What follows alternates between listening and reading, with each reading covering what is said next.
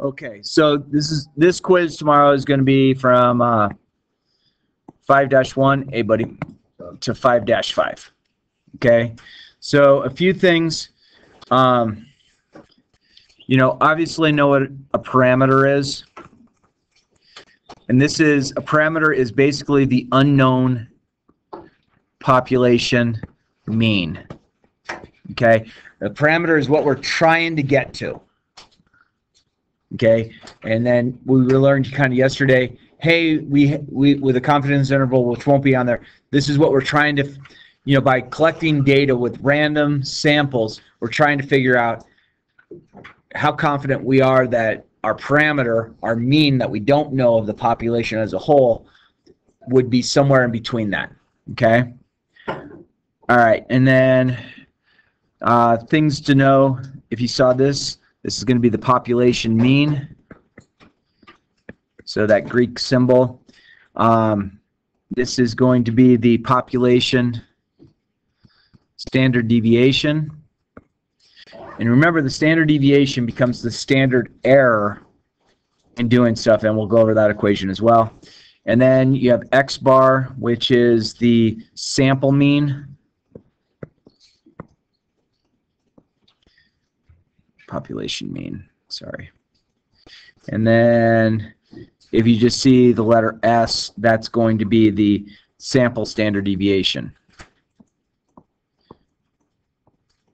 Now, if it gives you a standard deviation, you might want to stick with it, but there's a couple cases that we would then take the standard deviation and turn it into a standard error. Okay, so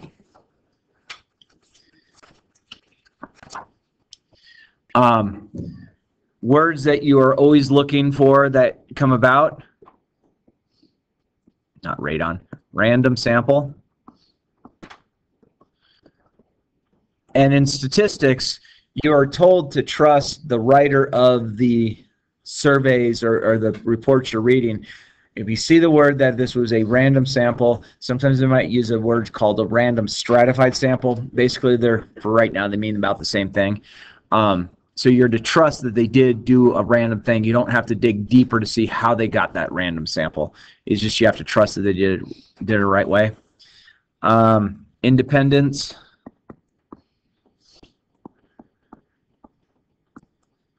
Oops, that's a C. Independence is nothing affects outcome.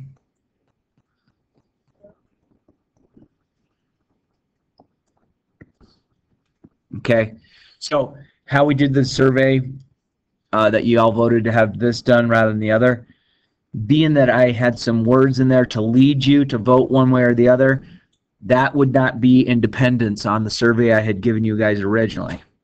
I said, hey, do you want me to just go over 5-6 today and go over a little bit of what's on the quiz, or do you want to have, or do you want me to go over what's going to be on the quiz for the whole period? That way you have a whole sheet of paper, because you saw, okay, I have a quiz tomorrow. It would be really helpful if I reviewed it. I didn't create independence in you choosing that. So sorry about that. And then the sample size large enough. Okay, so a few things. You want your random sample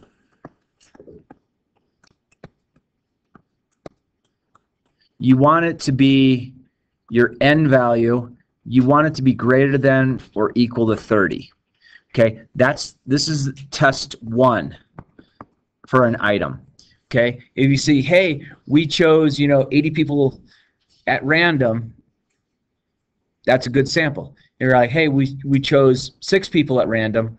There's not enough there at this point in what you know about statistics that will work with that. There will be future tests that we will get to, which are called t-tests, which will allow us to do something called a degrees of freedom, and that's another way that we start working with how we had yesterday. All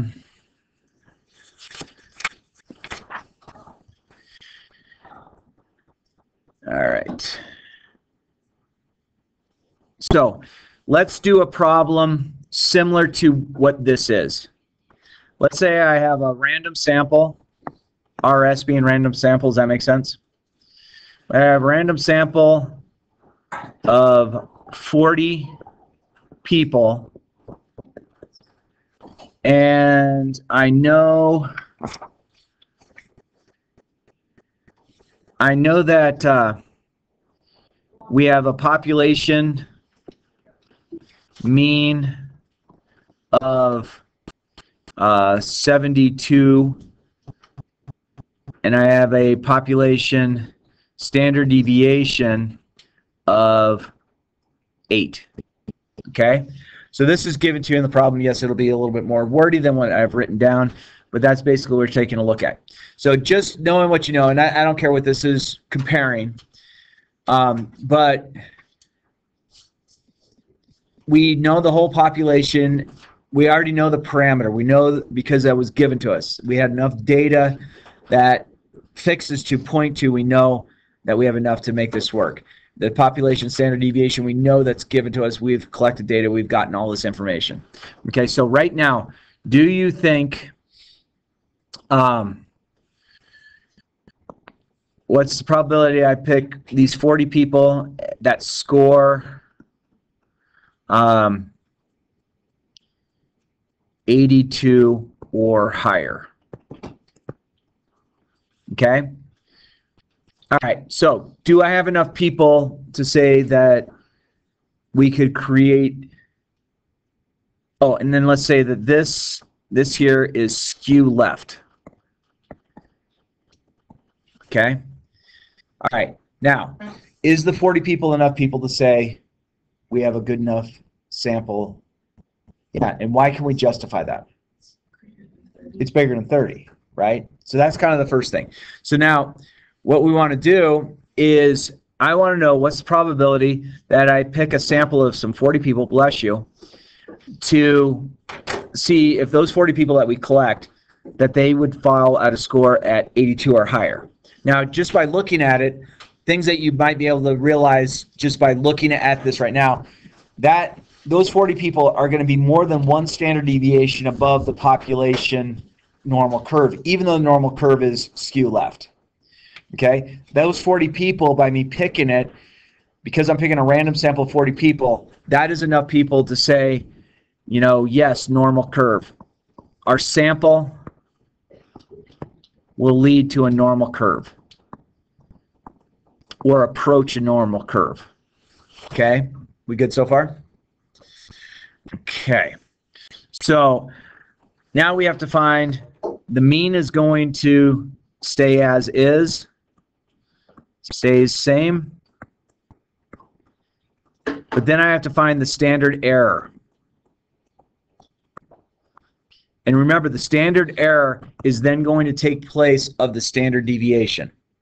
Okay, so our standard deviation, aka our standard error, is changing now because I'm not concerned about the entire population. I'm concerned about these 40 people. Okay, so what we're going to do is we use this.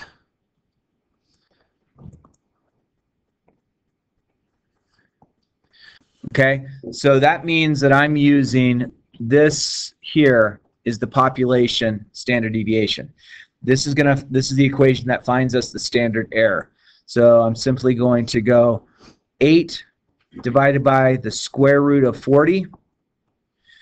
Now the nice thing is Desmos is going to handle you doing it like that. You don't have to necessarily figure out what the decimal approximate of 8 over root 40 is. You can plug it into Desmos just as is. So let's create our normal distribution on Desmos.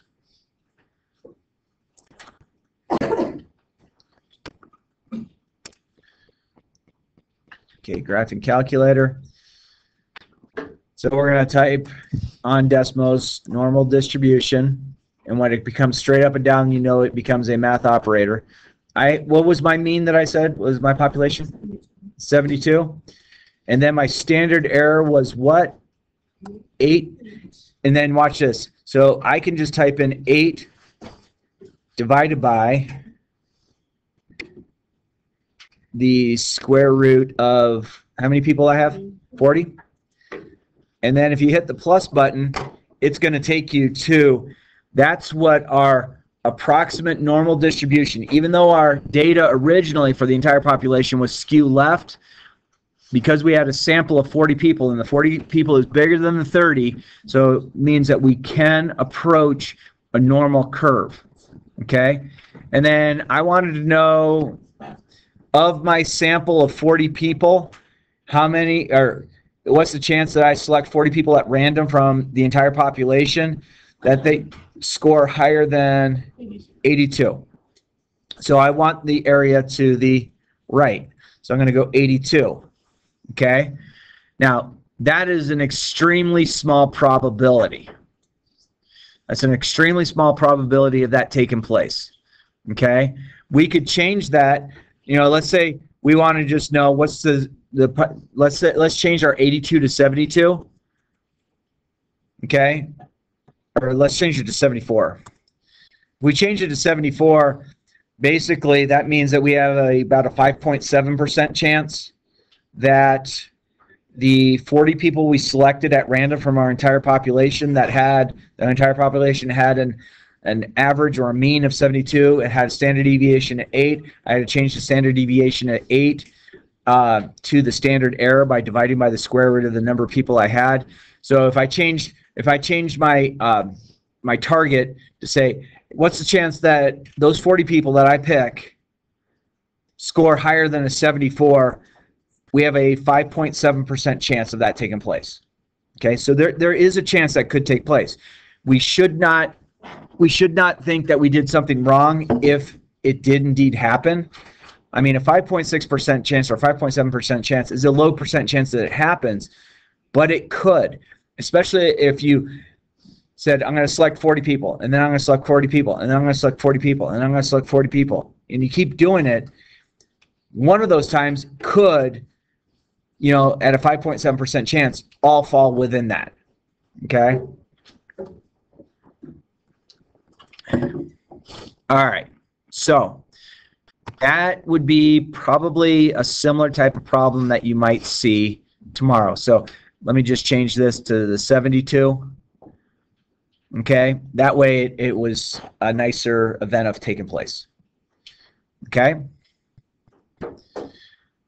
All right. Does any questions on that?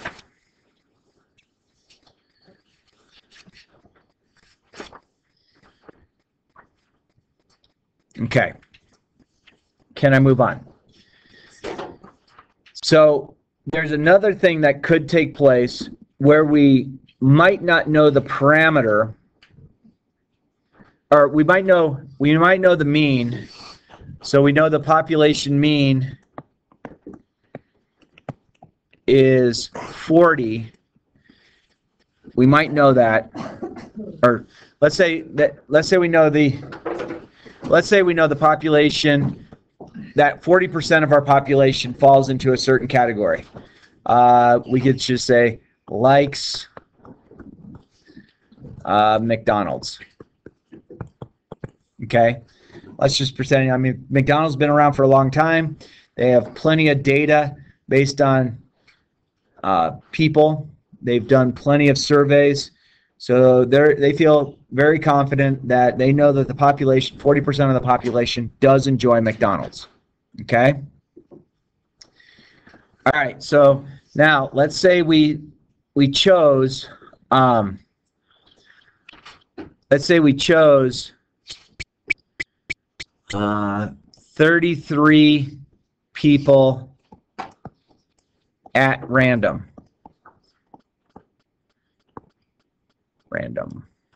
Okay. So far we know that 40% of the population likes McDonald's, and we're going to choose 33 people at random. So is this a good enough number of people to say that our distribution could be a normal distribution based on those 33 people?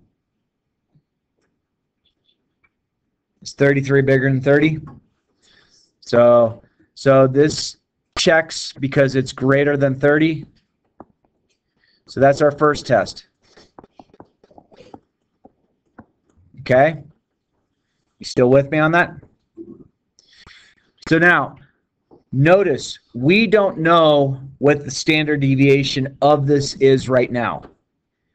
Okay? But we can find the standard error in this kind of situation And remember, the standard error becomes the standard deviation, in which we're going to say this Greek letter p hat equals the square root of p 1 minus p divided by n. Okay? And again, Desmos can handle this. Like, you don't have to worry about going, oh, I have to do that calculation. Desmos can handle putting a whole square root of an entire quantity, okay, which is pretty cool. Okay? So, population mean. All right, so, and then what is the chance? Let's see, how do I want to phrase that? Oh.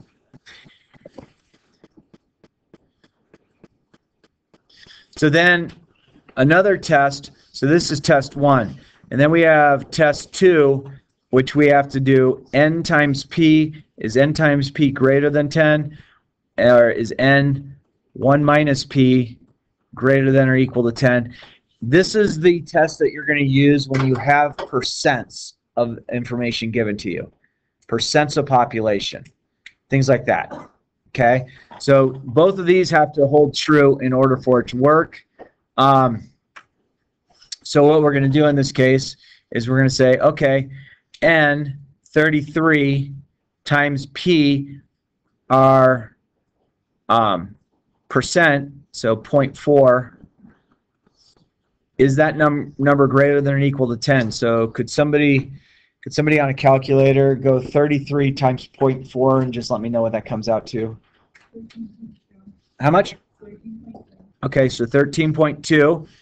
That works. Agree? Okay, so we've passed now 2 of the 3 tests in this situation. We have bigger than 30 of a random sample. Check 1. And then we have these 2 last tests if we are given percents only. Okay?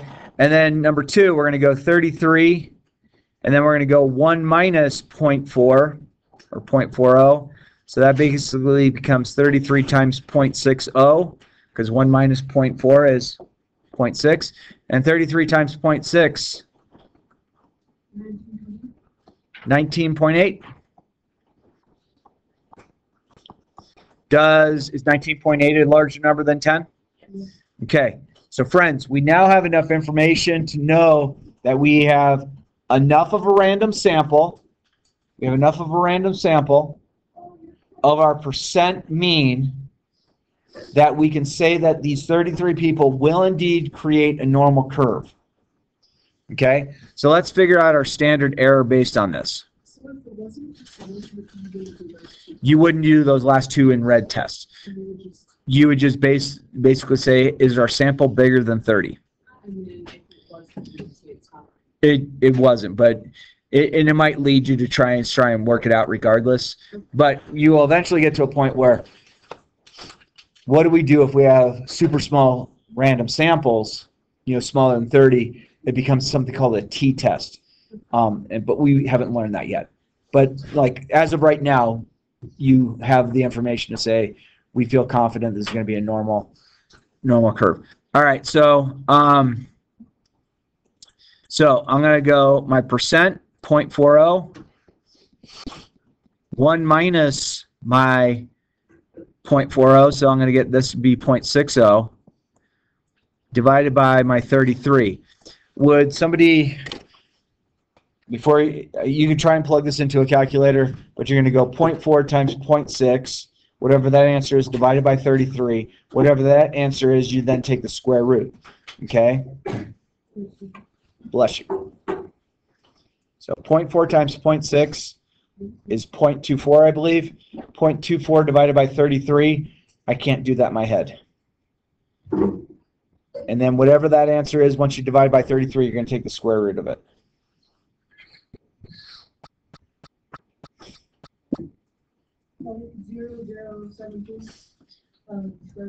Yeah, did you take the square root of it? 0.085. Yes. Okay, this is now our standard error. Okay, and from that we could then say, then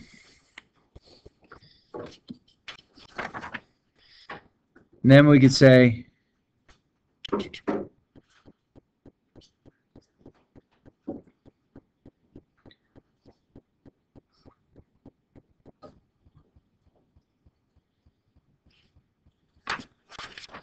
so what would be the chance,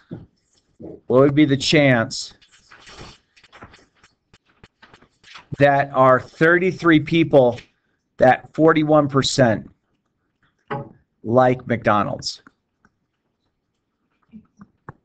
Okay, what's that?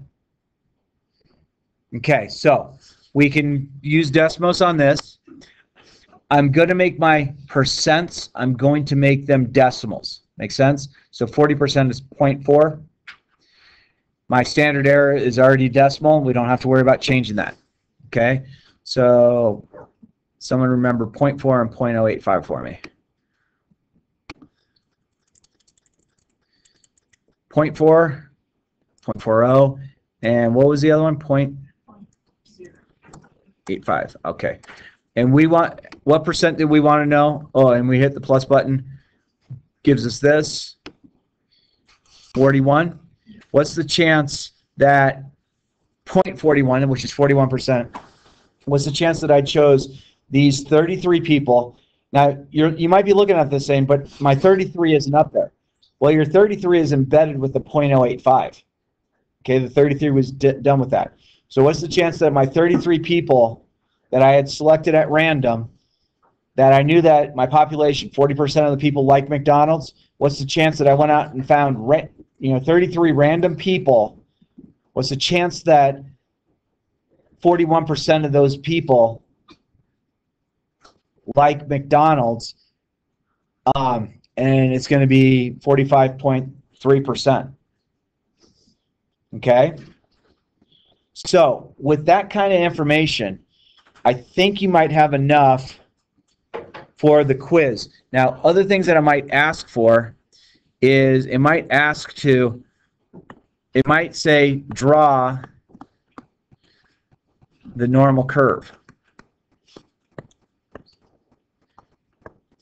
Okay, so and this can relate to either one. So we already knew 0.40 was the population mean from the last question.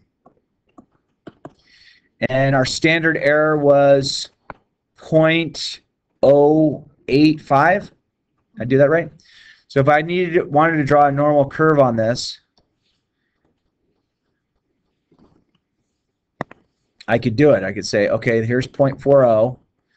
I'm going to add 0.85. So someone with the calculator go 0.4 plus 0.0485. I believe it's 0.485. And then I'm going to add 0.085 to 0.485. What do I get?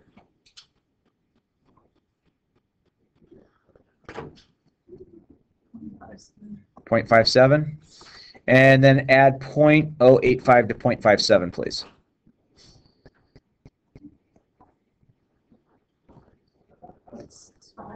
.65. And then I'm going to go this way. 0.4 minus 0.085. 0.335 maybe. 315. It's 315. 0.315, you say?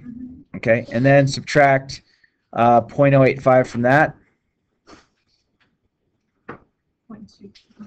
0.23. And then subtract 0.85 from 0.23. How much? 0.145. Thank you. All right, so then it might ask you this.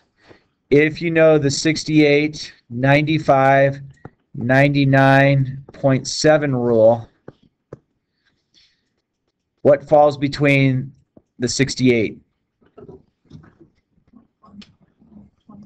Yeah, it's 0.315 and 0.485.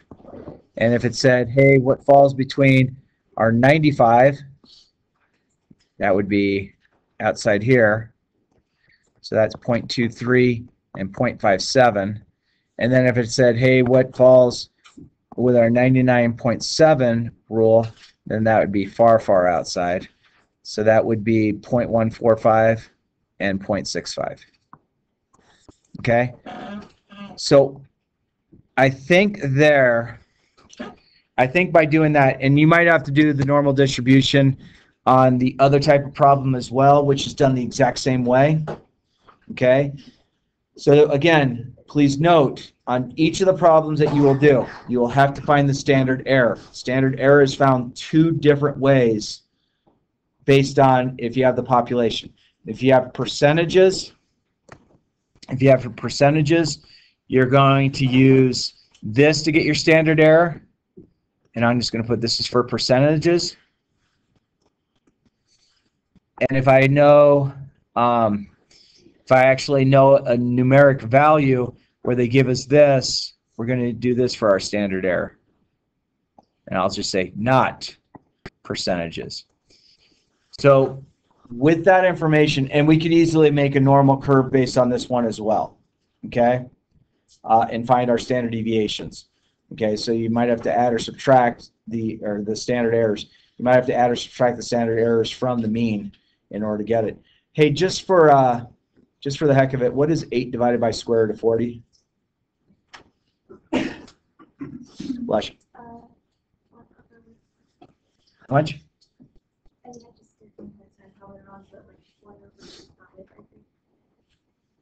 Okay. Someone have a calculator. I mean, you might be right. Which 8 divided by square root of 40? 1.26. 1.26. You're close. Good job. 1.3, we'd say. Okay. We could easily make our normal distribution based on that. So we'd have the mean of 72. We'd add 1.3, add 1.3, add 1.3, and they go 72 minus 1.3. Subtract whatever that is from 1.3. Subtract whatever that is from 1.3. And that would fall into our 68, 95, 99.7 rule. Okay? If you have all of that, you have probably about 88% of the test or the quiz known how to do. The other part of it is make sure you go take a look at the 5-1 to 5-5 for any terminology. And then what we'll do on Friday is I will actually go over the assignment I gave yesterday. What was the assignment I gave yesterday? I forget. It was 5-6? Yeah. 5-6. What page is this 5-6 homework on? 81. 81.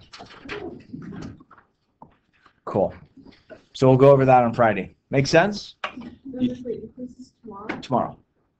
So this is recorded, okay? So if you missed any of it, please go back and watch the recording and make sure you have your full sheet of paper set up for this. Deal?